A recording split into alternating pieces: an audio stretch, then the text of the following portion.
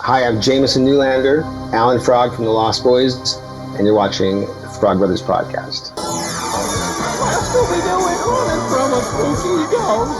It's refreshment time, folks. Are either one of these any good? Do you like scary movies? I don't watch movies. I have to return some videotapes. You have a TV? No. I just like to read the TV guide. Read the TV guide. Don't need a TV. Books, records, films, these things matter. Call me Shell. It's the fucking truth. Over 1,600 titles, each for rent at just $2 the first night, and only...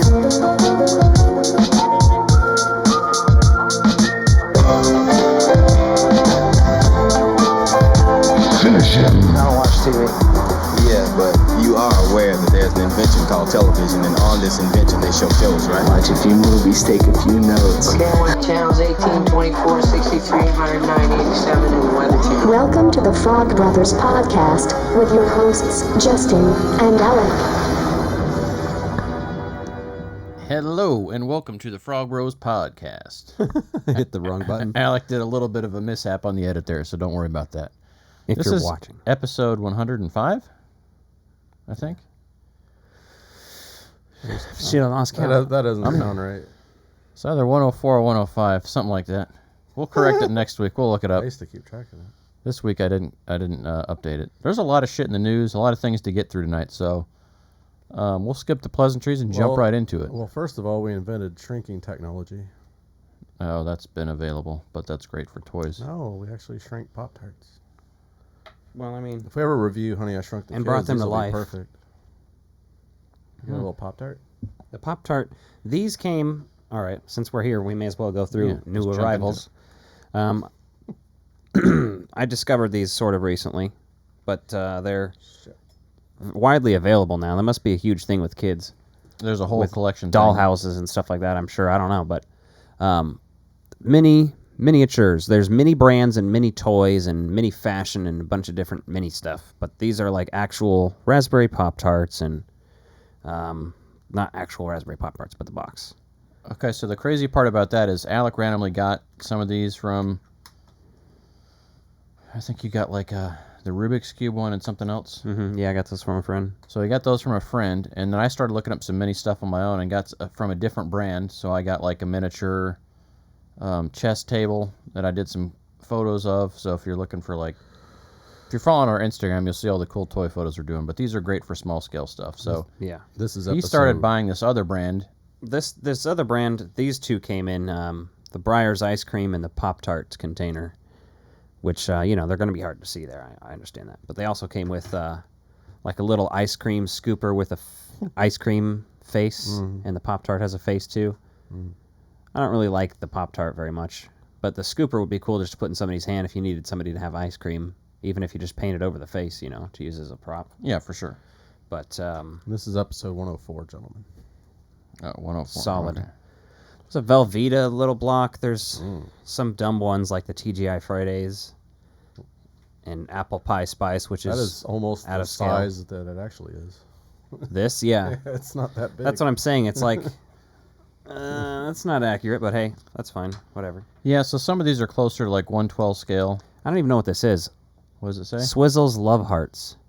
Was that like Smarties? It's don't the know. size of Smarties, though. Yeah. So it couldn't be. It has to be something that comes in something A that's like giant this but log? big, which doesn't make sense to Yeah. me. So Is that something you find at like Five Below in their candy section maybe? I don't know. Dum Dums and Hershey's Special Dark. So I got the Hershey's Special Dark and one of the ones I picked up. But as I was saying, like, you grab these and I grabbed some on my own, so I've got a bunch of random ones. I got a random little Ninja Turtles Nickelodeon action figure. I didn't get the vintage one, but I found a cool one in there. So one of it's called 5 Surprise Toy Mini Brands, and they have different series available. So I got a targeted marketing thing because I was hashtagging with like miniature toys or miniature stuff, and I saw one for like Disney branded stuff. So there's like a Captain America shield and some other stuff like Star Wars things. I was like, oh, that'd be cool. Nice. So I grabbed a few of those mini surprises, and they're kind of fun. I'm going to use them for some toy photography. Yeah, that's pretty much why I bought a couple. But For diorama stuff, too. I do want to do more dioramas for displays. yeah. So I got a couple comics this week just because I was looking through comics at the vintage stock. And I just was looking at the vintage Batman because they have a lot of the new Batman stuff, but it's like I don't know where to start. And some of these I'm just getting for display. So, like, I can get a comic rack eventually and display some of these in the video store, you know? Mm-hmm. Yeah. So they're 90s Batman comics from 93 and 94. One of them's from the Nightfall series, has Bane and Catwoman on the front. Pretty Tearing slick. up Batman's costume, which is pretty cool. And then the other one has Catwoman again, looking pretty dope. Nice outfit. Our purple suit. Hell yeah. So I picked those up. Haven't read them yet or anything. I see what's inside, but, you know. And then... Picked up a couple movies. April's coming up. We can probably find this streaming somewhere, too, to watch, but... April Fool's Day. This is the original. There is a remake. This is 86. Another slasher from the producer who brought you Body Parts, Species, and Friday the 13th, 3 through 5. Body Parts? Brody Parts. Hey, we all make some enunciation problems now and again. Well, I guess we should have reviewed that this week. Doesn't matter. Not that big of a deal. The Wicker Man, the Nicolas Cage version. Ah, the good one. It's also a Blockbuster version. Hell yeah. Previewed. I think that's where I got my copy. This has the alternate version and stuff, which actually has more torture of Nicolas Cage. He gets bees dumped in on him. Not the bees! So that's pretty great. And Charlie's Angels, because this movie is fucking highly underrated. Okay. It's great. That's the first one, right? So that's got Bill Murray and... Bill Murray, Luke Wilson, Tim Curry, Cameron Diaz, Drew Barrymore, Lucy Liu, Tom Green. Yeah, he was big at the time, so he was randomly in there. Because he's dating Drew Barrymore. Yeah. Oh, yeah, that's right. Yeah, lots of fun stuff. You can have your opinion all you want, but Charlie's Angels is very similar to the Brady Bunch movie that came out in the 90s. It's very much a parody of what it was, and it's designed that way. So. I liked it as a kid, and I didn't think much of it then, but also, what's his fucking name? I don't know. Sam Rockwell as the villain, too, yeah. Oh, yeah. Like, fucking excellent cast, man. Yeah. And it's timely. It has, like, Crispin Glover, man. Come on. Oh, yeah. It's just very enjoyable. It's a fun one. You don't have to take it too seriously or anything, you know. It's ridiculous. But I had to pick that up, obviously, just because Bill Murray's in it for one, and I like it. So I got a few pickups myself. I have the Monster Squad score soundtrack. It's kind of a hybrid. This is limited to 3,000 on CD. I don't think they did a vinyl re-release of this. But this came out in 2015, so I've been looking for this for a while on eBay. Some of the prices to this were crazy because this is limited to 3,000 units. And I got this for basically the price of a CD at a store right now, like $15 shipped. Like brand new condition. Looked like it had never been opened, but it has obviously the score on there, but 2 fucking hit songs, Rock Until You Drop, which is the fucking jam in the little montage scene, and the Monster Squad rap. Those 2 songs alone were worth the cost of admission for this bad boy. Let's see. So some comics I picked up. So I've recently been listening to the Wastelanders Marvel podcast series, and they had the Old Man Star-Lord on there, and I'd started buying the Old Man Quill comics before, but I got the trade paperbacks of Volume 1 and 2. The books themselves I never read because they're, just a brand new series, and so I started getting them number 1 through on, so now I can read them here. Galactus on the back of there. Yep, there's some good stuff Dope. Here. Yep, and then the last piece, I finally found a Griff Tannen. This is one of the only NECA things I found through their little holothon or whatever they're calling it. Yeah, I haven't found anything yet. But I found this. I haven't even seen it in person, so I'm like... They only had the one available there, otherwise I would have snagged one for one of you guys, but looks great. Oh, I found it. I just didn't want to buy it yet. Oh, fuck yeah.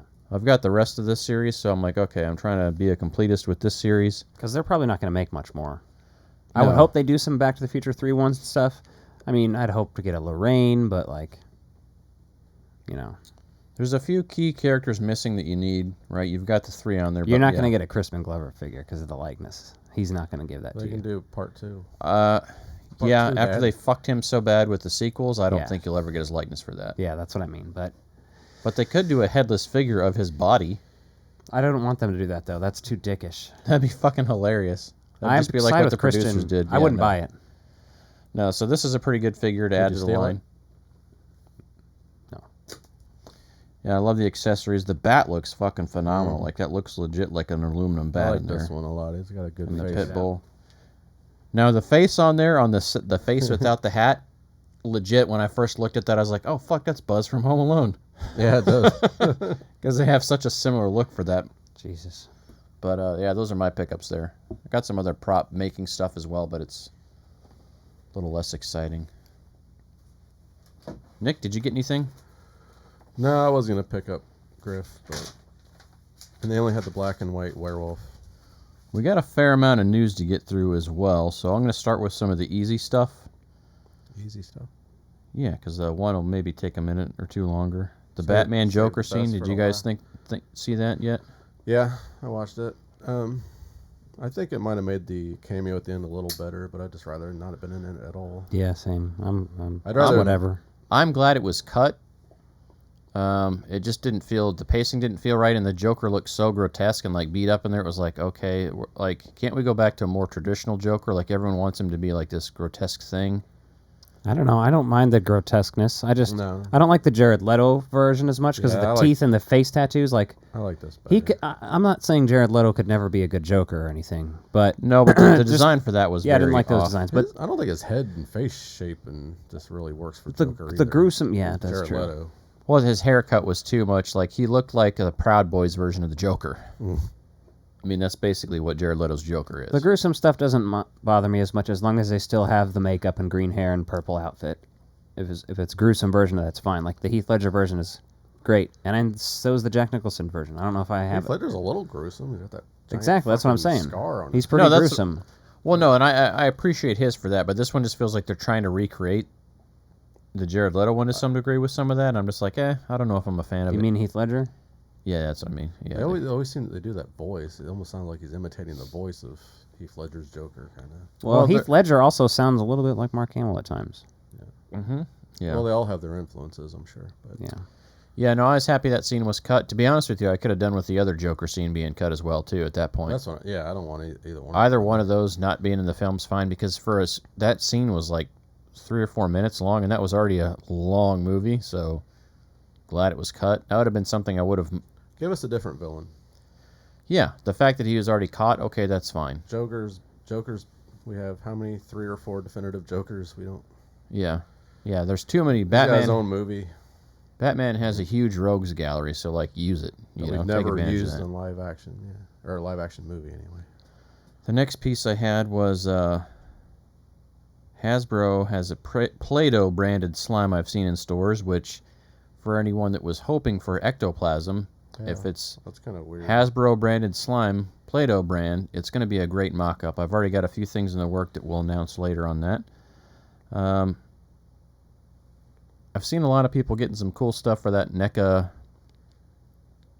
stuff, but the stores around here just haven't seemed to restock yet. And I think that's mostly due to NECA not having reps on there. So there's some stuff I'm really excited about, but I know it'll just hit on. Restocked old shit a lot, and then we got like the black and white werewolf and Griff. But yeah, I think Griff was the newest item I've seen. Anniversary Ash too. See, I hadn't seen that yet. I was over on the Kansas side. So I'm excited for all this stuff to hit shelves. It's just going to be a matter of waiting for it, right?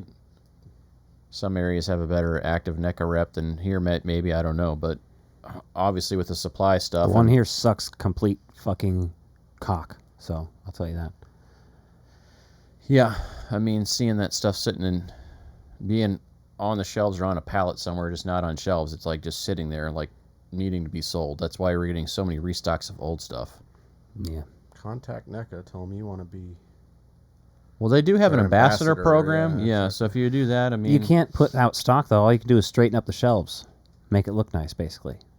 Well, that's what an ambassador does. That's dumb. Yeah, and they share... And they give you gift cards and coupons. Like, nothing that cool. Tell me you want the whole gig. You want both gigs. I mean, even just finding the Alf plushie, like, that's the number one thing I'm looking for right now. It's like, that looks really cool, the little Alf puppet. Like, I don't think the figures hit stores anywhere yet. I haven't seen it on social media. I don't know about the puppet. I need both if you see them. Yeah, I'm getting both just because my Alf collection's pretty small, and I love Alf. And anything new that comes out Alf, I'm buying because I want them to make more Alf shit and Alf do we know everything. What's the price of the puppet? I don't know, probably $20, maybe 20, 30. 30, yeah. With the box, since a lot of their plushies that don't have anything besides like a tag on them are about 15, I would say this is going to be 20 to 15, 20 to 30 at least. And it's Plus, then I can use it for Alf impersonations. Yeah, exactly. To get better, because I'm not very good at it. You can show Willie your Willie. Hey, Willie, Yeah, you need a Willie. check out my Willie. You need a Willie puppet. But Alf was a puppet. I'll just be Willie. No, but you need a Willie puppet. Hey, Alf. Alf, I don't think that's a good idea there. Do you have any crystal meth, Alf? I like to bang whores behind the scenes. Come on, he's dead. Come on. So? Rip. I love him. Doing crystal meth and banging whores is awesome of him.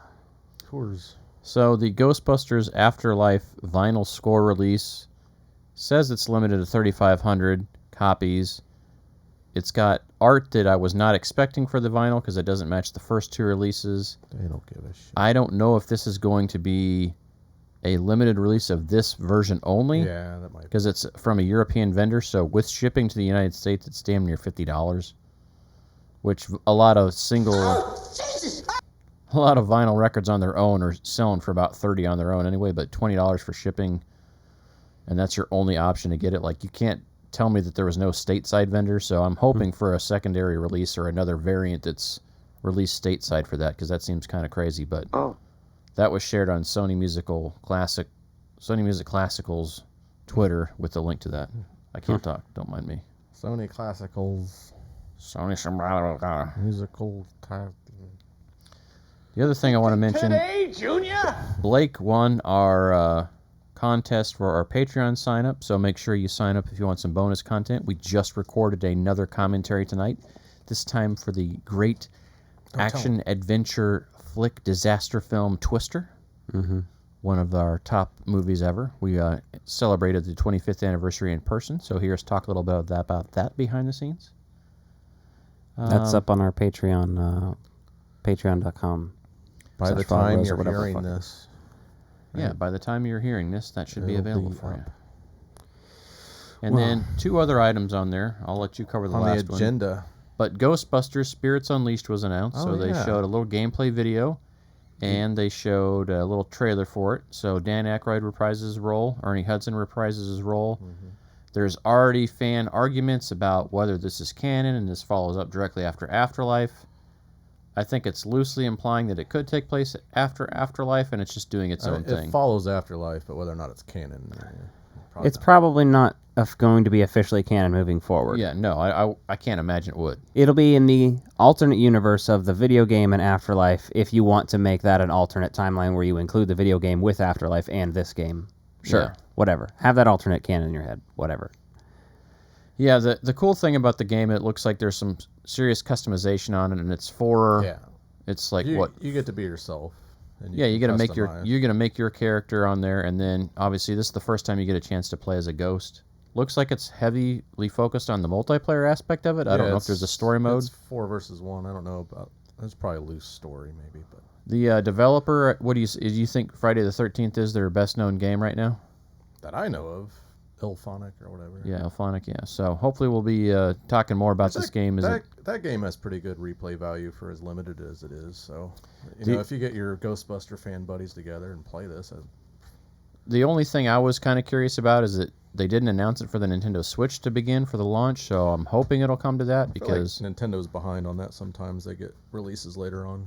Well, as long as we get it, I can wait. Like I got the Tony Hawk's Pro Skater 1 and 2 re-release for Switch, and it was like a year later. I'm like, well, whatever. But, this isn't like a tentpole title where you're going to go drop the money on a PS5 just to get this game, right? This is going to be a game you're going to have because you got the new Spider-Man game or something for the PS5. Well, it's releasing on last gen and current. Yeah, it'll be on the PS4, but again, like why are you doing a PS4 release but not having the Switch release on there? So I mean, I get porting to different systems takes some things in the back end, but you got to look at if you're trying to do a multiplayer game. Really, the Switch is great for that, especially if you're in the same place. And the motion control on the new control should make things interesting. So we'll see how it goes. What are your thoughts on the game? Don't have many. I know there's a lot of people that aren't excited about it, but for me, the number one thing I'm excited about is like this is the first big announcement we've had since the movie. Talk. already, obviously. I'm not trash talking. Not you. I I'm think just it's saying there is a lot of trash talk what it just is. based on the limited. Well, and it's not finished. And you're making a multiplayer game for a younger generation, right? You know, you just don't get huge franchise games the way. It's not a huge budget game, so no. But the fact they got the talent back they in there. crowdfunded Friday the 13th. And, you know, Ghost Corps has consulted on this film, or this to some degree, right? So they're clearly working through the process on this. So it's the first big announcement we've had since the home video release of the movie. I'm looking forward to it. I'm excited about it. I'm hoping it turns out to be great and can lead off to some other games. I still want a horror character fighting game. Yeah. Be dope. Mortal Kombat, but it's all the slasher characters. Yeah. They got a lot of characters in those games. Exactly, that's what I'm saying. They did the same thing with DC when they did Mortal Kombat versus DC, and then they made that DC fighting game. Just do that with horror, please. Yeah, Warner Brothers has a lot of those, so they've already been able to do that, right? Yeah. Freddy Krueger's appeared. Who else has appeared? Jason's appeared. In the video game? Yeah, in the Mortal Kombat game. Terminator and RoboCop. Yep, I've got the... Alien and Predator. Right, yeah. Oh, the Alien and Predator. Which one was that one in? I don't know if they were in the same one or not. I think they were. Okay. So I've got the Terminator and RoboCop, I think, on my current Mortal Kombat. But they need to do, like, Leprechaun, Chucky, Freddy, Jason, Pinhead. Even if you just did a generic one where you're not having to pay the licensing rights for it, like, just give me a fighting game of, like, horror characters, right? You know? No, Ghostface. Okay. Yes. Shut your fucking face or get trampled. No Jason. You would just get trampled. We'll only get Pamela Voorhees, no Jason. Yeah. That's fine. That's what it takes. A little weak old lady. And Alf is a bonus character. Yeah. Alf is the commentator, so he's in the background sitting where Shao Kahn would be in the chair, like making his commentary. Fatality! Chucky wins! Finish him! No, so I'm excited for Ghostbusters Spirits Unleashed. I'm looking forward to seeing what else they announce for the game and seeing some more gameplay. The effects look like they're pretty fun. Some of the Ghostbusters games have like been AR based for like the mobile stuff, and I've played those, but I'm just not a hardcore gamer. There's not a lot on the mobile platform either, you know, so I lose interest pretty quick. So this one seems like it could be fun for multiplayer in the house, and so I'd love to see more about that, because I saw you guys playing the Friday the 13th game, and that looked pretty good. That's fun. So even if it's just basic fun, just having the IP there and doing something new and fresh is good. You know, that Evil Dead game's coming out this May, I think. In May, yeah. Yep. So that's another. Actually, that alone is probably worth the price of admission for the PS5, from my opinion, because the amount of work they put into that, they've delayed it a few times. But they've got everyone from the the movie series in there and the TV series, so it looks like it to be pretty robust. Yeah, I'll be getting that. So hopefully we'll be able to do some more game reviews here. I know we haven't done many since we did Mortal Kombat, but the other big gaming stuff I've been doing is the new Mario Kart tracks. Mm-hmm. So fun. All right, Alec, take it away. What happened last night, Alec? Have you been spying on me? Blew up the internet. Alec blew up the toilet last night. I was gonna make a cum explosion joke, but he turned it to poop. Will Smith slapped the shit out of Chris Rock, so that's a thing. What? I haven't heard about this. All I have to say about this is it's not super big deal. I mean, it's a big deal that it got violent, and that's really the big deal. The joke isn't that big of a deal to me. That maybe you can say the joke went too far, and okay, Chris Rock shouldn't have done that, but even then... No, it's comedy. It's comedy. I agree. That's fine. I think comedy should be on the I think it's okay for some people to be offended by this, and for Will Smith and Jada to be offended by it would be fine, but not to react the way, and Chris Rock didn't deserve it, and he wasn't defending his wife's honor, and all this stupid shit that I see. That's all bullshit. All the guys like, I would have done it. After seeing Will Smith's speech, where he's bawling, I'm like, all right, you fucking self-righteous loser, mentioning God and shit after you just pimp slapped somebody on stage. Yeah. Bawling about how God gave you this opportunity and shit. Like, I don't know. I like Will Smith, but it's like, he just needs some help, I think. And not to piss everyone off, but I'm going to throw my 2 cents in here on the God thing, just because it's my fucking podcast and I can. So if you get offended, I'm sorry. But if there was such a thing as God and Will Smith was so thankful for him, why the fuck would he let his wife have alopecia and go bald and fucking deal with all this emotional distress anyway? So fuck I find that. it's best to stay out of other people's affairs. That's my thoughts on that whole piece. Or like athletes like hitting a home run and thinking, God, you're like, fuck off. Well, I've seen other people. Wait a minute. Does it say that in the Bible? I've seen other people say it, but don't say it's okay to. You're basically showing that it's okay to go up on stage and attack a comedian if you don't like what they say. Yeah, basically. It's just. Yeah. I think he should lose any Academy Awards he's had.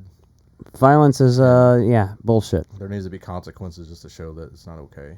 I mean, we're on the brink of World War III, and like he gets upset over a fucking joke and goes and decks a guy on national TV and then dropping F-bombs. I defend wokeness all the time, but I think comedians should be unrestricted. People like cringe.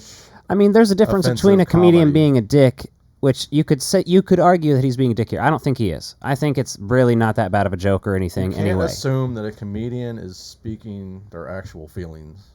That's also true. They're trying to Yes, push you buttons. write a joke because whether or not that's how you feel. That doesn't mean everybody who's writing edgy jokes is funny either. No. And some of them may mean what they say.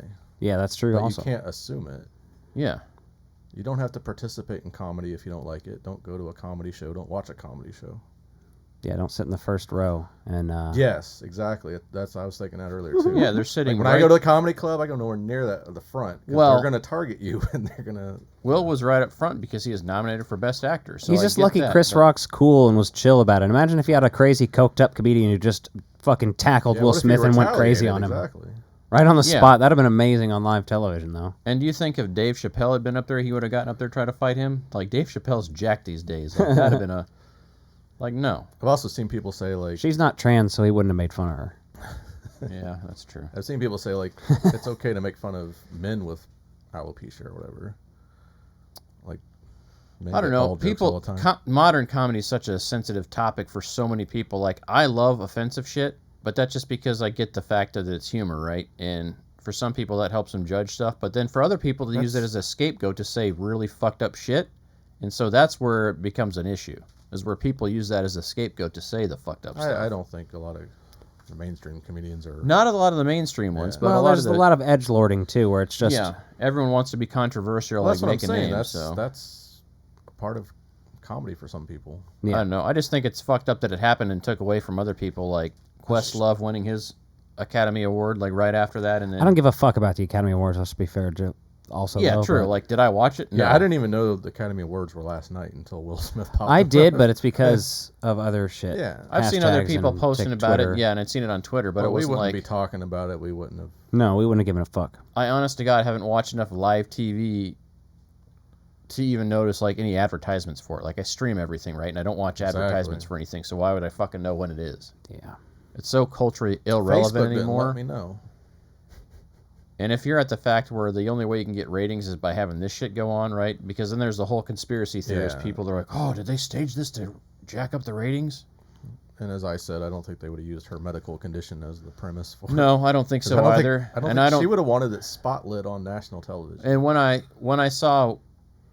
Unless she's getting some... When you hear Will's money out of reaction in the background, like he's like literally upset, yelling. You can see in his eyes, dude. That's saying, fucking fuck that's off, fucking yeah. killer eyes. He was. You got that crazy eye. Yeah. Well, that's, I mean, because he's laughing at first, and he may have been still laughing at the last joke. No, it looks as though he started a new laugh. Yeah, at the either joke. way, he's kind of laughing, then he realizes like, oh fuck. But she was like pissed, and then he's like, oh fuck, I'm in trouble if I don't do something.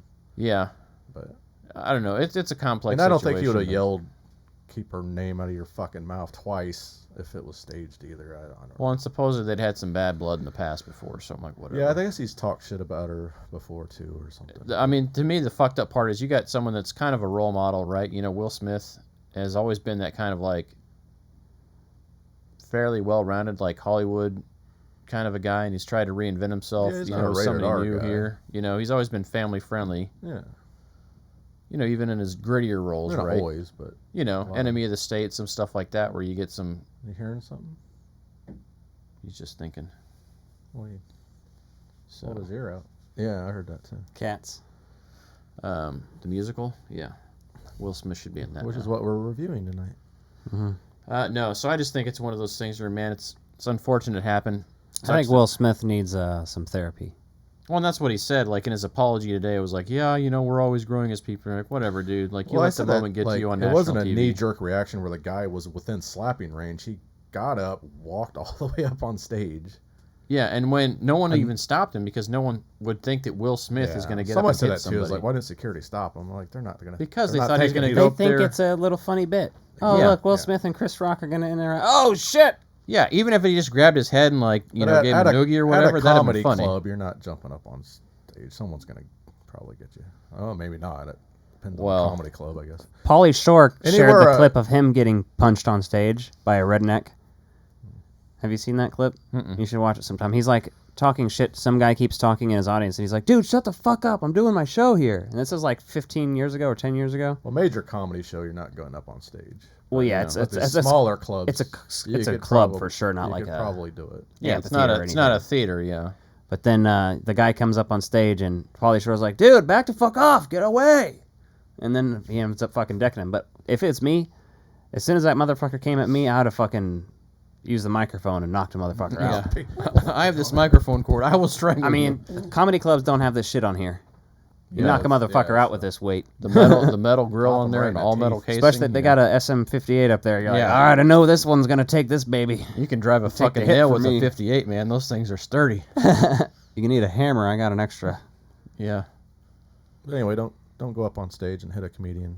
I don't know, man. There's the fact that he's a role model and there's like families watching that. Now, granted, little kids are in bed, but someone that's impressionable is still going to be like, oh, someone says you don't they're something saying like you it don't on the internet today. Oh, yeah. You go fucking take care of business. They didn't watch it last night. This is like one of those big media things and that then the they're whole saying world all knows. the people defending it and saying, well, I would have put him in the hospital, blah, blah, blah, The fucked up, the craziest thing is I saw Howard Stern said that he was just like Trump because he's just fucking being an asshole and getting away with it. And you're like, damn. Well, that's... And I got a point there, right? You get to a certain level where they're just like, no one's going to do anything. I saw a police officer say something, and I was like, yeah, like you guys treat celebrities the same as a average person now. Yeah, and the fact that, Chris Rock could have pressed charges, but he didn't. You're like, everyone saw you get hit, so there's no fucking denying that. You would have fucking won the case, and he would have had to fucking take a plea bargain on it. I think he should have pressed charges just to say you can't do this. Yeah, I think he's trying to be the bigger man. Chris Rock is that kind of a guy who's like, I'm not a bitch, but I'm not about to do that. But not for yourself, like, but so people don't think you can go up on stage and hit a comedian. Right. Yeah. Do it for other people, not yourself. But whatever. I don't know. Yeah. I kept seeing clips, and it was like, Denzel Washington comforting Will Smith after he slapped someone. Did he? Like, no, that's what it said, like the clip thing. I don't know what actually happened there, but... Fuck it. All right, let's jump into one. We got a great movie tonight. You ready to talk about it?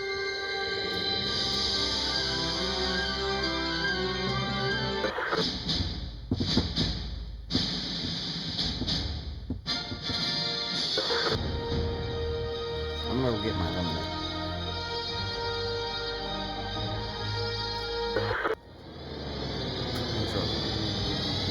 I probably could have got it easier. Front Row Video Reviews with the Frog Brothers Podcast. Can I see that? Alec is your private Alex dancer. Alex gonna go get his lemonade.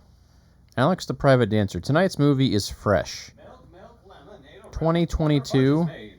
This is a movie that is streaming on Hulu right now if you're interested in checking it out. Hopefully you have checked it out if you're listening to this review, because we will be talking heavy spoilers. To be honest, though, I sometimes listen to podcasts to see if you want to watch a movie. Well, like, for example, shout out to Yes Have Some Podcast. Jake posted a little clip, like a full actually podcast about him just talking about The Village and his opinion on it. I've never seen it. It convinced me I want to watch it, though. Oh, M. Night Shyamalan's Village? Yeah. You've never seen that? No. Oh, I love that movie. It's great. So I'm going to give that one a watch sometime. I'll probably just buy it at Vintage Stock or see if it's streaming first. But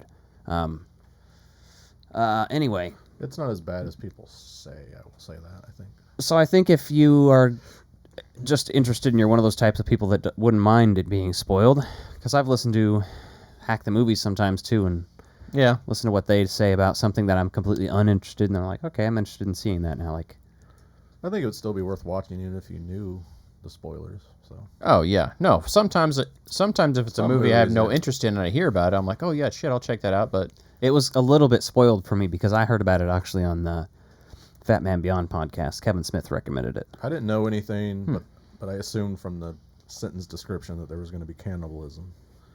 I knew that from hearing Kevin Smith talk about it, but he didn't spoil it. He just kind of like briefly talked about it. So, and it was an interesting concept there, right? Because when you read the description, it talks about, you know, this girl's new boyfriend has an interesting hobby or whatever. It's directed and written by two different women.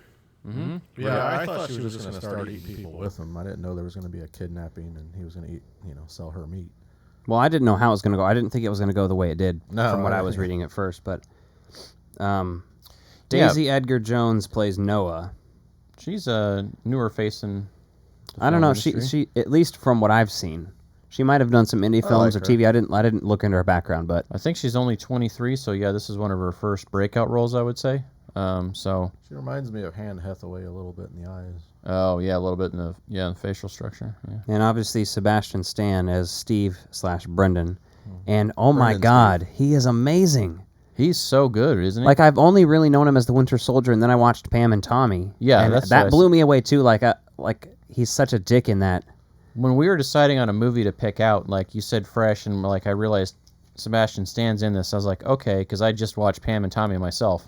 That series is fucking phenomenal. It's not something we normally talk about on here, but since we're bringing it up, I was like, okay, his acting chops are fucking on point in that. I want to see what else he can do. Does he always sound like Ron Livingston, from Office Space? His voice sounds like he Ron kind of has the Livingston. cadence of that. I see what you mean. A little bit, yeah. But that doesn't bother me at all. I didn't even think about that until you mentioned it. I just thought Ron Livingston did a voiceover for him. So it opens up with some swiping on a dating app, basically. Mm-hmm. And she's kind of, like fixing her hair in the mirror and stuff like that. It's kind of just showing some... It's basically setting up the online dating culture thing, right? Yeah. It's toxic. It can be awkward. It can be uncomfortable. You're seeing all that stuff. Especially when you're a woman. It's worse for women. Let's face it. Absolutely. Especially online dating. Like, yeah. Big yikes. Dealing with guys. Yeah, so, and they play into so many of those tropes, too, in this movie that works out so well. Pretty much. I mean, you get the unsolicited dick pic. You get like, Definitely. hey, where are you going? Where are you, does someone know where you're at? All that kind of shit. It was unsolicited to me, even. Yeah, I hated it. Although, It was a hate crime. whatever. Well, imagine anyone doing that. Like, would you want someone doing that to someone you cared about? Just reminded me of the scene in The Night Before when Seth Rogen's switches his phone with the guy and gets a dick pic, and he's like, I guess I'm sucking a dick tonight. Then that's a funny play on that too, though. Yeah. I like stuff that does that well with modern stuff. Yeah, because that's kind of that role reversal that makes you question stuff. That's good. That's well done here. But in this movie, it's also pretty thought provoking as well. Her friend Molly's kind of introduced. She's interesting. They're both. She's a sleuth. They're pretty solid acting in this movie. Like, but pretty much everybody. I enjoyed that. Like, there's no like, God, get this person out of here. Doesn't happen. No, everyone in here fits in very well. It's also very beautifully shot. Like, very much like There's some interesting camera like movements. it's kind of combining a weird, fucked up romance movie, the way it's shot, and does. horror. And then when they're on the date at the bar, it's like fucking... Yeah, and that first act, you just assume this is like any other typical kind of casual love story, right? Or a dating movie, right? And you're like, okay, the plot twist is going to come soon. Him. So Definitely. But it was like 30 minutes into it before they did the title sequence and really the reveal. That yeah, I mean, I even have a note of it. Like, I've got a good amount of notes before you finally get to that opening credits. Like, wow. Which I also like, too, because, like, it's setting this up, and so you're focused on this other stuff, and I appreciate that, because then it's going to say, hey, okay, you've got this, let that sink in while we do some credits. Well, let's get to the first. She goes on that date with Chad, right? Yeah, Chad's a fucking total. And he's going on about hot sauce. He's got a Yep. I like hot sauce. It gives me really bad indigestion, diarrhea, but I comes up here and it feels like I gotta throw up. I eat it anyway or whatever. And then he's wearing a scarf. He's just a fucking wanker. Yeah, he's putting the scarf in the food. He's like, "You brought cash, right?" And she's like, "Yeah, you reminded me." Several times. Yeah, it's like basically. a cash-only place, and he made sure to know that she had to split it. So. Yeah, and then he steals all the leftovers from her, and he's talking shit on the modern women too. He's like, oh yeah, about how they're dressed, how you dress and stuff. And you're she like, was man. very casual on that date. But yeah, but I mean, I'm not complaining. The I'm just restaurant saying looked that's why casual he said too. something. I like that though, Yeah, like it didn't seem like it was trying to be over formal, but this guy just seemed like the pretentious, like I deserve everybody. Yeah, she should have been dolled. He said, "I just think you'd look great in a dress." Yeah. And then they go out there and he's also a dick to the staff.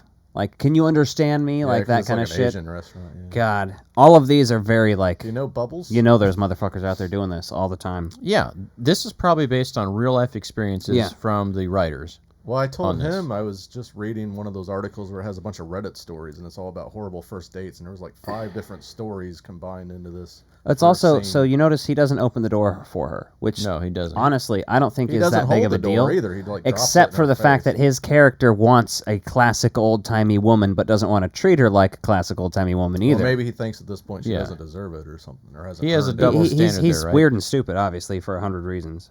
But yeah, and the thing is, it was like I'll hold doors open for anybody if I'm doing it. He acts like so. a guy online because after she like rejects him, he's like, "Well, fuck Well, you, yeah, bitch. 'cause good luck finding a man." And He acts like he's going to get up on her and kiss her, and she's like, I don't think we have any chemistry. And he's like, oh, yeah, you're right, whatever. And then she's like, oh, like, I don't, all right, chill out. And he's like, fuck you stuck-up bitch. Yeah, because basically he's like, yeah, we should do this again. And she's just honest with him, and he can't handle that rejection. Mm-hmm.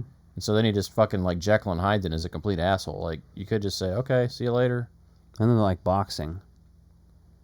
Kickboxing or boxing, whatever they're doing. Yeah, they're doing the kickboxing training. Yeah. That's funny. well, she walks down that alley after the date, and she thinks that guy's following her too. Yeah. Like, this kind of sets up the paranoia they have. And her over name's dating Noah, and, so if you're... We said that at the beginning, but still. like the arc. Yeah, she's boxing, and we see her boxing with her best friend, so we get that kind of like introduction there. Her and Molly, and you can tell Molly's like really invested in her friend, so. Yeah, Molly's really invested in her friend, and they have good chemistry, so like they actually feel like they're really friends, right? Yeah. They just kind And of I that think natural rapport. it's implied that Molly is not straight, which Yeah, is cool too. I thought she said that she liked women, and then it's like They make a then she comment dated about that, but then she's the dating. Yeah, bartender. so- She makes it. Yeah, she might still be dating a She's guy bi. or whatever. She's bi. Yeah, but I like that. That just kind of like hinted at because that's. Well, and they didn't feel the need to label Accurate. her. They just talk about what she's done, Well, right? a lot so of whatever. people turn the movie off at this point. She and makes say a it's too comment woke. about her, you straight girls or something. Yeah. And then they make a point to point out that every time they say "I love you," the other person says "I love you more," so that later on, it's an indication. Of Then she gets home and she's doing more swiping, which is where that unsolicited dick pic pops up. Yeah. Then we see her in the grocery store. Now, the first thing I noticed about this grocery store scene is the fucking synth score in the background there in the grocery store. That music was fucking on point. I loved it in that scene. It just fit the fucking, like, fluorescent lighting that was going on in there. And that's when she meets him. And again, he is charming as hell. Yeah, the cotton candy grapes. Like, I got some cotton I candy. fell in love with him. He's got that awkward charm too. You ever had I was ready to go home with him right That's what I then. was He could have thinking. fucking eaten me that night. You ever had cotton candy grapes? I don't think they I felt actually like taste I- like cotton candy. yeah, it's I've like, had I them know before, and I I've- was like, it tastes I- like a sweet grape, but sure. I bought a thing of them before, and I didn't think they tasted like cotton. We had some the other day, and like they have, I could see why they call them that. I mean, it's candy-like enough that you're like, okay, it's different than other grapes. So that first burst of flavor is definitely there, which I thought was a good dialogue, right? That's something like, okay, that's interesting. Well, yeah, it's definitely modern for sure, because you knew what he was going to say and all Mhm. that shit, and you knew he's going to come back and ask for the number, and then explains he does reconstructive surgery is what he says, which is Yeah. funny because I just released that song where I say the words reconstructive surgery on TikTok. Yeah. It's funny. They bang on their first date. Yeah. So here's the thing, though. Steve is great at taking her guard down, and we don't talk about that a lot. Yeah. Because he takes her Manipulation. guard down because when he's manipulating her, he's like, yeah, I'm taking these grapes over to my sister's house. And does he mention his niece or nephew? He mentions Something one of like them? that, yeah. Well, he said the niece and sister told him. Yeah, these taste just like it, so I'm going to try Fuck them. So he's off or taking them over there, yeah. So it's like, he's letting her guard down by saying, he's got family and he's going to be with family, right? It's trying to make himself like an eligible bachelor. He's very manipulative in a way that's frightening, but it's very true to life to a lot of serial killers that we've heard about, right? The way they have some charm to them and things like that, depending on the killer. I'm pretty charming. Well, I'm still alive. All right. They cheers to their dead parents, which is fucking crazy. And then he gets into his social media rant about how bad social media is, which is Steve's way of saying that he has no online presence, which the makes friend a thought lot was shady. Which yeah, they call out directly as like, well, who the fuck doesn't have anything, right? Like even people that hate social media probably still have at least one platform for either work purposes or something else at a bare minimum, right? It's very rare that someone doesn't have a single fucking thing. But I think it's understandable. Well, it can be very time-consuming, it can be addicting to people. I get that, right? But it's just an interesting usage of that in here, right? Because, normally people are going to go, like, look you out on social media, like, is this person normal or not when you're trying to do that online dating bit? Makes sense. But she can't do that because he has no presence. Well, that's what he says, at least. Yeah, exactly. Steve doesn't have a presence. No. But Brendan might. Steve. Brendan does. So she smooches him, then they go to the apartment. They're about to hook up, and he's like, no, we're moving too quick. Yeah, more manipulation. Yes, more manipulation. Like, he acts like he's not. I'm going to go. And He's then using he's like, the fuck dentist it. system. Yeah, he is. Yes, he is. Basically, yeah.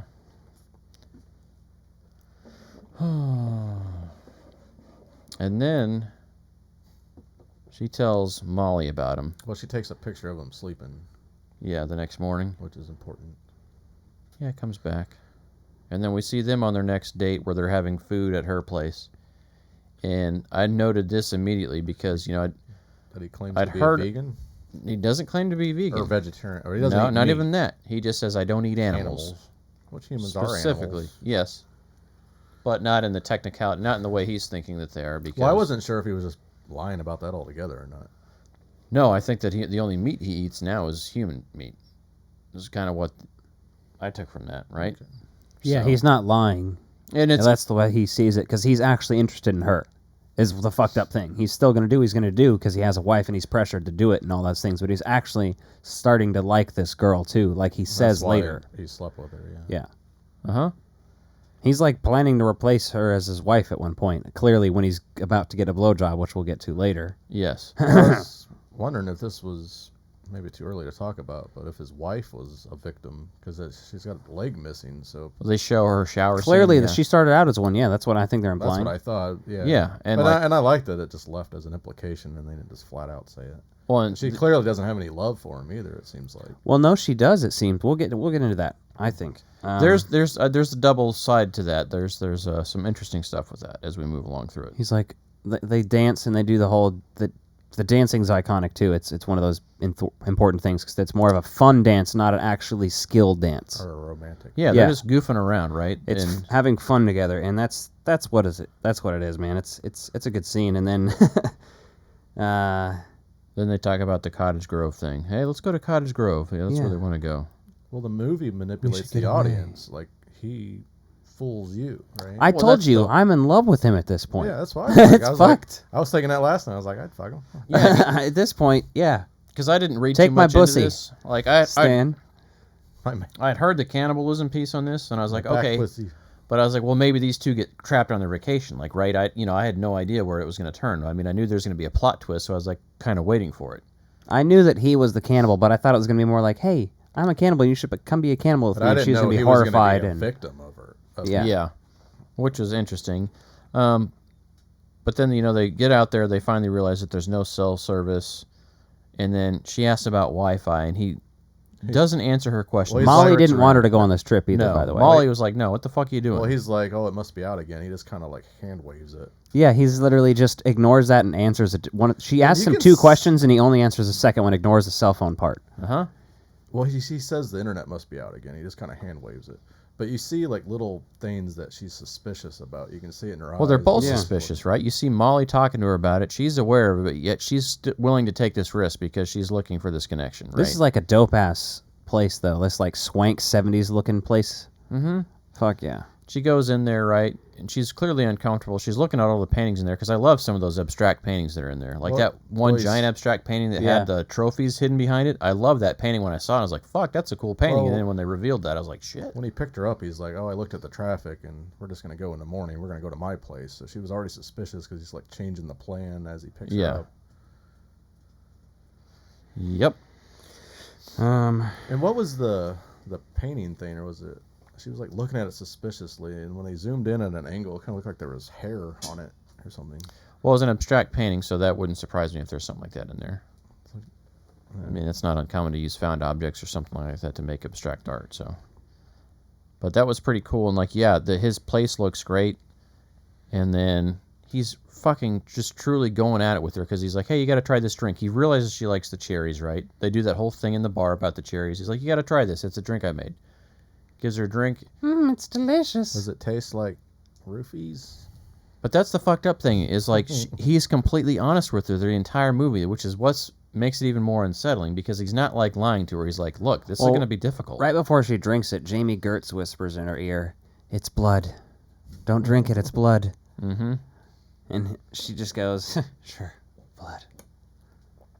And then, Cry Little Sister plays while Sebastian Stan picks up her body after she's knocked out. It reminded me of Tusk, though, when he's drugged in Tusk at the dinner scene. Yeah, it did have some of those vibes. But I love how she's like, what's wrong? He's like, I drugged you. And then you see her passed out. Well, yeah, when she wakes up, he's like, I drugged you. And she laughs. She thinks he's just joking. And she realizes she's fucking chained. Mm-hmm. Yeah, wakes up chained to that fucking floor bed and stuff in there. And she's like, why am I chained up in here? He's like, I'll tell you. But, like, what does he say? You're going to be fucking horrified. Yeah. Which I thought was a very interesting choice with the villain, like to be 100% honest the whole time, just basically transparent with her. But it's because Did we talk about the camera angles of being dragged into the bedroom for the opening credits? Because that's where the credits came up. There's a lot of interesting camera angles throughout the movie. Yeah. Cinematography in this is great. I mean, it felt fresh. It didn't feel like anything I'd seen before. It felt like a mix of like 70s horror mixed with like this weird modern dating movie. Yeah. It just really did well done, I think. Like very artsy looking, too. Mm-hmm. It's fun use of music, too. Let's see. It was produced by Adam McKay. That's funny. Yeah, so she passed out, then we get that whole opening credits. Yeah, obviously, we figure out what's going on here. He basically just flat out tells her he's going to sell her meat and hair and weird shit like that. She's like, this isn't happening. And he says, yes, it is. And he's going to take care of her if she doesn't act up. And then I love how immediately we see that he's messaging with Molly. He's already got her phone and it's unlocked. There's one of those worries that people have about these kind of situations, so. Yeah. And she's responding. Obviously, Molly knows something's not right because she says, I love you, and she just sends a heart back. And she's yeah. Like, oh. Mm-hmm. And then the picture that Stan sends her, she reverse Google search. Yeah, she reverse searches it in Google, which is fucking awesome. I love that. It looked like a fake picture anyway. Like, well, it did. You think he'd go out to the Cottage Grove and take some pictures that he could send his victims' friends, Yeah, but a lot of people aren't going to, I mean, they're implying that no one else has done that. But he also tells that, he's basically implying that he victimizes women that don't have a lot of close friends or family, right? And that's what he says. He's like, once he found out about her parents, because she says she has a mom, but they're not close. Her dad's dead, only child or whatever. But unlucky for him, he took her to a bar where they knew the bartender. Yeah, well, that's the piece there. That was kind of undermined his whole thing. Is that in your lay down spot? And then we realize that Penny's trapped in there too, in a room next door, and she's slowly being eaten. Nice. I love Noah's reaction though when she first slowly being eaten. Nice. I guess if you take that out of context, that does sound like a little more sensual than it was in the movie. I thought there was something tricky about the girl in the room next door. Like there was you some thought kind she of was trick. Or at one point after the wife was introduced, I thought maybe it was the wife going in there and talking to her to manipulate her or get information. That would have been good too, but I did like the way it panned out. I was surprised it ended up just being because I was questioning Penny as well too. I was like, okay, why is this person there? Why can they hear each other in there, and why is she not questioning Noah later on when she hears him talking to quote unquote Steve about their gathering, what they're doing. So, and he's listening to like what is it, fucking Oingo Boingo? Is that what he's listening to? When he's prepping that leg to eat, yeah, he gets that out of there. And he's sealing up the meat and stuff. So when you what do you call that, vacuum seal? It doesn't need to be refrigerated then? Because there's no air to rot it. Is that how it works? I'm not sure on that. Who gives a fuck? It's fresh. I mean, they just basically show that somebody comes and picks it up same day. I like how he throws in their used underwear, and the guy opens it and he wants a shower, or she wants a shower, is what she's saying basically. Yeah, she's gonna try something she knows, and she eventually does try to fuck him up a little bit, and he ends up fucking her up, knocking her out, and then she tries to push him, and then he slams her in the wall pretty fucking hard. She wakes up in fucking surgery, and he's like, I'm taking your ass. Which that part is my biggest issue with this film. Yeah, that was the fact that if you cut someone's ass off, they're not going to be as mobile as she was that quick. Now, granted, they don't show us the timeline. Well, we don't also show how much of her ass he might have just, barely skimmed the surface on that shit. Yeah, because the other thing she that didn't have a lot of ass, so she's a skinny girl. Well, that was the other thing. That was like when she's like in the dress and stuff later on and things like that. Oh, right. Like her ass doesn't. You wouldn't look be able like to sit. anything's They had missing. her sitting on a pillow, but still. Yeah, she would. It doesn't seem like that much time has passed. No, because Molly's still like on the trail, right? So She also be on drugs though, because he's a doctor, so he knows. Yeah, and I know he said he was drugging her, but yeah, she wouldn't be able to sit there, and he would have been having to change the wounds and clean that up the whole time for it. So that was the only thing to me that felt a little off. But it's a movie, so yeah, that was a little you suspend disbelief for it, and I get it. Oh man, yeah. So he mails the clothes. She sees the message in the magazine from the girl. It says, like, if you have this magazine, it means he likes you. Fucking take advantage of that shit and fuck him up. Mm-hmm. Well, and then Penny says, he had sex with you? He didn't have sex with me or the other girl. So Yeah. It must, mean something. That's the big piece there that kind of shows you that he's loyal to his wife, usually. Mm-hmm. Molly texts Paul about where she's going and her location after she's done sufficient research. Yeah, and Paul is the bartender. So yeah, so she goes to see his wife, Anne. Yeah, and she's really kind of an asshole and they have at first. kids, right? At least one, and it's always off screen. Yeah. Yeah, just the one. Did you? I don't think we ever saw it. If it did, it was like just best in passing. Or maybe a picture on the Facebook, but or the family portrait. I know there's one or two of those that you see in the background. She asked him what meat tastes like, what it tastes like. Noah asked. Well, if we're at the wife's house, they jumps back and forth. Yeah, it's interesting to see. Yeah, it's kind of especially this scene is intercut really quickly back and forth. Like, it's interesting. Yeah, so he's talking to her, told her he liked her when she asked about sex, because she asked him, like, why did you have sex with me then? Yeah. And he's like, yeah, I liked you. I wouldn't have asked. I'd been like, obviously he wants to fuck any girl he can. And then she's like, we also confirmed that Penny's alive then, because Penny had gone kind of radio silent, but there was a third person named Melissa there that they'd kind of been questioning, I think. Mm-hmm. A little bit. So Anne opens the door for Molly, and that's when she asks what it tastes like. This is kind of that back and forth exchange there. So Anne tells her to go to the police. We find out that he's actually Brendan, not Steve. Calls Noah's phone, and that's when it fucking rings in Brendan's pocket. Yep, and she gets knocked the fuck out by Anne. Immediately gets fucking hit. And I thought that was a really fucking good scene, because like he shows up there and he's like all playing it straight. His wife obviously knows what's going on. Yeah, I didn't think she was in on it until then. Yeah, until she hit. I mean, I knew she was in on it at that point, because you're like, how could you be a fucking cannibal and not know that? Well, she said that he never goes away on trips or something. So I was like, well, how is he doing this then? Yeah, it shows that Paul is screenshotting and watching her location, Molly's at least. Yeah. For a while. Yeah, until the phone goes dead or it's taken away from her. Then that's where we see that Anne is an amputee on one leg. Yeah. And I think at this point you kind of see that she's suspicious that he's into the new chick. Yeah, there's a little bit of the jealousy there, just the way he's acting towards her, and like clearly, she probably had the same tactics that Noah did when she was there trying to survive, and had more of a case obviously of liked her too, so she knows how he acts. Then he listens to a Lou Reed cover while working in the meat freezer and more shit like that. I thought it was kind of implying that that Anne had Stockholm syndrome, and like that you were going to see Noah get that, but Noah was actually just more clever than that, because Noah had a better plan than Anne, who fell in love. And there's the chainsawing the ribs and the meat grinder and shit. That was fucking intense. Like the chainsaw on those ribs outside, you're like, oh. Well, I thought that he was feeding her friend. No, because she even asked. He does feed her tits. Oh, is it her tits? Molly's tits are what they're eating. I missed that. The second time, the second meal, the first meal. Her tits. When he says it's breast, I didn't catch where it was. It's not the friends. Pasta meatball shit. That's right. That's whoever he says it is. That was Melissa or something. No, that's Faith. That's Hope. Oh yeah, Hope. That's what I meant, because he makes a whole joke about it. Yeah, there's still some hope left. That whole thing, I love how she. They make a reference earlier. The friend says that she's got like more boobs or something than her, or something like that. I think. That's fucked up. That was some foreshadowing. Mm-hmm. That's Chekhov's boobs.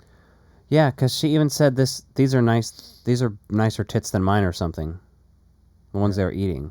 Oh, yeah. Well, I mean, the earlier the I know, but that's what I'm said, saying. She said it again to the tits they're eating. Yeah. So it's just a callback to that. Yeah. But yeah, we see that freezer full of people before he makes dinner for the two of them. Right, and then Brendan explains being 19 years old and he's trying cannibalism for the first time. Like, she's genuinely intrigued there, I think, to some degree as well, because she thought they had a connection too, so she's still trying to process all this. I think she's just clever. Yeah, no, the rest of it I think is clever after that, after she figures out how to manipulate him back. But I think asking him that question, kind of opened that dialogue to being in there, right? So that may be clever, but fuck, if you're talking to a cannibal, you'd kind of want to know why they want to eat people. Mm-hmm. And then he explains that that's a $30,000 meal they're eating. Her name was Hope. It's indescribable. Yeah, she tries it and has a second bite. Yep. What is it? Fettuccine and meatball. And it's like one giant meatball. Yeah. And then he ends up taking Molly to be fucking hacked up and obviously ends up cutting her tits off. Mm-hmm. Which is fucked up. He gets a pink dress for Noah. Yeah. For another date, basically. Right before that, we see that Paul is no longer able to see Molly's current location. Like, she's dropped radio silent at that point. That's when he really starts flipping out. But yeah, she gets the gift. She loves it. Agrees to dinner again.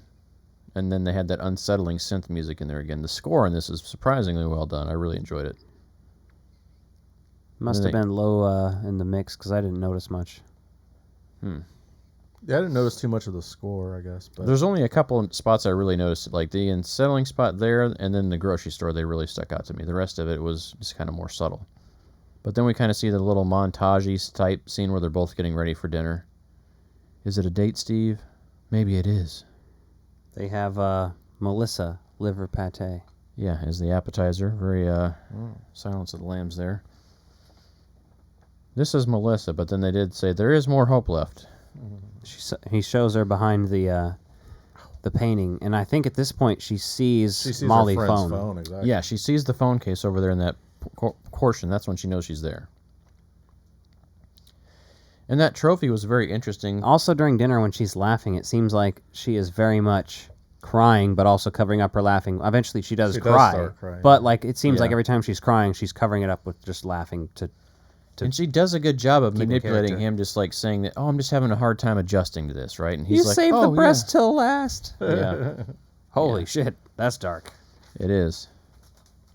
So the photos and items behind the trophy display is pretty crazy. That tripped me out there. Recognizes Molly's phone. Cannibal jokes galore. Yeah, she's struggling with eating the people. He comforts her, and then he kisses her. He realizes he forgot to handcuff her at the table, right? He's getting so comfortable with her, he's like, oh, fuck, I didn't even handcuff you there.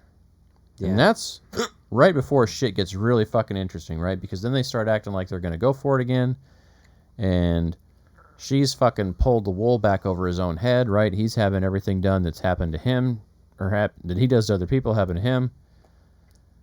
Gets ready to act like she's going to give him head, and only a man is dumb enough to stick his dick into his captive's mouth. Once it's hard, your brain's like, come on, she's not going to. It's like if you're raped. Yeah, she wouldn't do that. She just ate a person. Why would she eat my penis? She should have cooked it and fed it to him. I've seen a movie about that before on Netflix, like a decade ago. It does sound familiar. Where a guy does eat it. Yeah, somebody eats the guy's dick. Yeah, it's fucked up. I can't remember what that was called. It was like a European movie. So, of course. And she saves Molly and Penny, and they all end up beating his ass together, kind of, and getting their asses beat as well. Mm-hmm. Penny stabs him in the leg at one point. I like he gets fucking hit with a meat hammer. That's awesome. Yeah.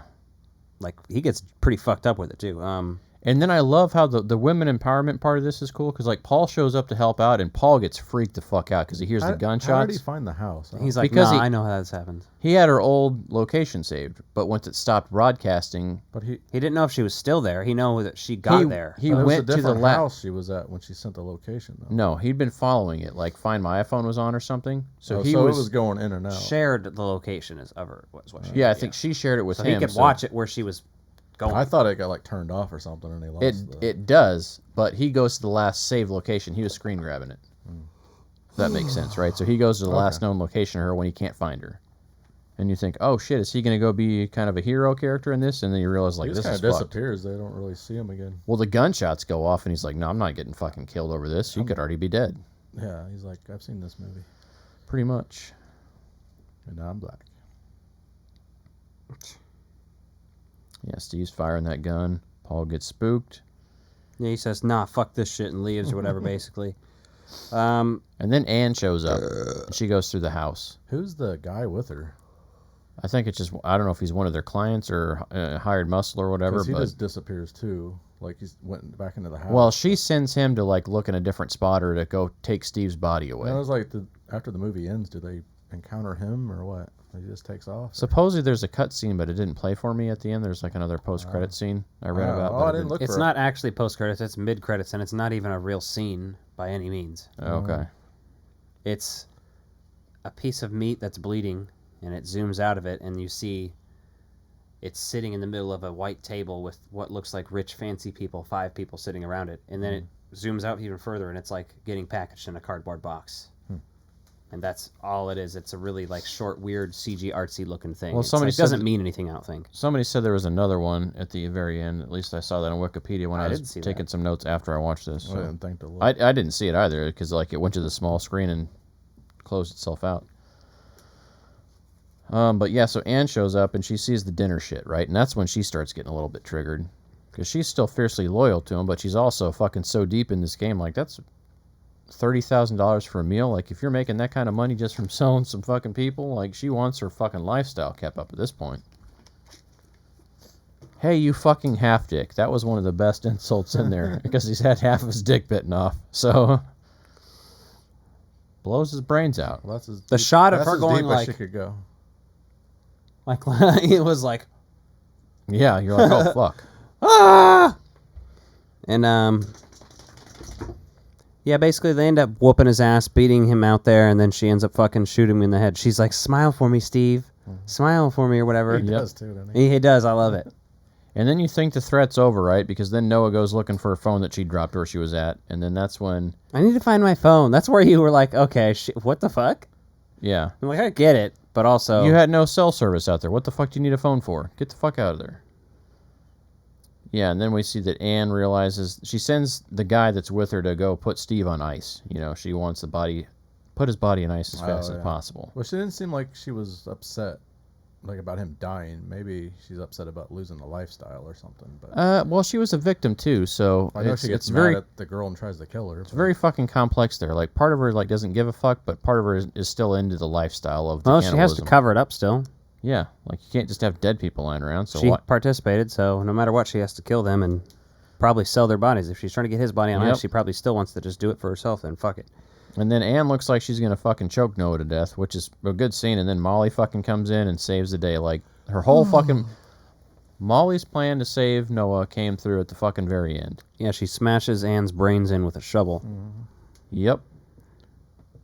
And Noah stands Anne in the neck with that pin that she pulls out, but then Molly finishes the fucking job, which is a fucking brutal death, but it's like justified. So it's one of those you're like, fuck. All right. And then she gets the "you up" text from Chad, who's the guy she went on the date with at the beginning. Yeah, exactly. That's I love how we haven't really touched on is the little bit of humor that they that dating humor that still gets sprinkled in throughout the movie. Well, they do that throughout the right because even once you know Steve's a fucking cannibal, he's still like doing like these things that like he still has his charisma, right? When he's dancing around the kitchen, singing and all this stuff, like he's still like a very positive, outgoing, happy person. It definitely gave me American Psycho vibes in that. Yes, because for sure. That's, but in a different way, like that way where like he's actually normal and functioning, and Patrick Bateman just seems like psycho the whole time, obviously. Yeah, and you just don't know, like, if that's his fantasy or not, right? That's kind of the implication there. So, but this, I enjoyed this film. It was fun. Yeah, it was good. Give it a school rating, like A+, B+, C-. A-? Yeah, I could agree with that. B+ to an A-. Pretty good. I mean, I'd say A- at least for sure. But the fact that they combined like kind of the love story with a horror movie and kind of had some good twists in there really made it fresh. So it didn't seem like anything I'd seen before. Pun intended. Exactly. But yeah, it was a different kind of take on this, and it was charming and they take a movie like cannibalism. And I want to bang Sebastian Stan now. Cannibalism's so fucking taboo. Like, and that, like, you're so uncomfortable watching that. But this was like, I don't care if people eat people, just don't murder them to do it. I just mean like it's just fucking disgusting. Like, doesn't that gross you out? Like thinking about eating somebody, you know, like if I died and you were starving, you'd eat me. It's okay to eat a cow. I mean, you don't think no, but eat people. Fuck it. Nick's part of the When I'm dead, just throw me in the trash. Yeah, I'm all for being thrown in the trash. you but I guys don't can want eat me. It's Nick fine. to fucking pull me out and eat me. Please No, I'm pass not the going- Nick. No, I'm saying Please I don't. pass the Phil. I'm saying I don't care if Exactly. people do. If you know that joke, we love I'm you. not saying I'm necessarily going to do it. Not necessarily. If you wanted us to eat you after you died, I guess we could do that. I'm gonna request that in my will, so I hope Eat me. you have to like fulfill my wishes. You know what I mean? No, we don't. Yeah, you do. No, we can fucking shit on your Do you dead want body us- for all we Do you want us know. to prepare you a certain way? What side dishes would you like us to have? We'll feed you to whatever pets French you have when fries you or- die. What fucking am I 12? We're eating Am I a fries. kid's meal? What kind of side dish you want? Salad? Caesar salad? I don't know. Fucking A. Baked potato? Some rolls, He just wants your Rocky Mountain oysters. What kind of rolls? Yeah. mashed potatoes. I can I can save up a bunch of cum before I go, and that can be the We're not gravy. doing that. Oh my god. I'm not doing that. Yes. No. Oh, definitely. I do like white gravy on You're my mashed sick, potatoes. Mob, you know that? Damn right. He likes that white Damn right peppercorn you gravy. do. I got some peppercorn in there. Well, if you get white gravy and the cook's going to put cum in it, but if you get brown gravy, they're going to put poop in it. So, You want poop or cum? Which would you rather eat? cum's safer. Yeah, there's less. I don't think there's bacteria. in I it, just so wanted to I- make sure you said that. Okay. You're okay. Like if you had a gun to your head, eat this turd or drink this shot glass of like my cum. Like my science brain says the cum would be safer, but my caveman brain says eat the poop. Right? Your caveman's like, no, I am heterosexual. Damn it! All of a sudden, Nick turns into a dog when it comes But to. I He's also like, I just pref- eat the shit. I just eat it up. I also prefer white gravy on my mashed potatoes. The correct answer is to lubricate the shit with the cum and let it slide down and fuck him up. Like if somebody gave you the option, that's what I would do. Well, it's going to be liquid poop. No. Has to be a solid turd. No, I mean, if you're going to trick someone into And eating a brown full- gravy, it can't be solid poop. Like a 16-ounce glass of cum. Gross. Like a beer. A fucking pint of jizz. Are you? A pint of jizz. How long does it take you to save that up? I don't know. I'm not even saying it's one person's. Could be a mixed pint of jizz from the jizz factory. Nick better feed these people pineapple. Also, at the end, they joke, he was married? Yeah. That was a joke at the end. Yeah, too. yeah. No, they had a good balance of humor throughout this whole They thing. definitely didn't overdo the humor. Yeah. No, the humor was subtle. Like the humor broke the tension just enough for you to carry on with the story. It didn't ever feel like out of place or forced. I enjoyed this. I'd like to see what these directors and writers do, like in other stuff. Kind of want to see what else they've done or what they might have in the pipeline. Well, I think streaming is putting out some good stuff. This one's very successful from what I've seen on Rotten It's Tomatoes popular, and stuff. right? Mm-hmm. Yeah. It's trending. Indeed. That's why we are covering it, so that people can know what our valued opinions are on it.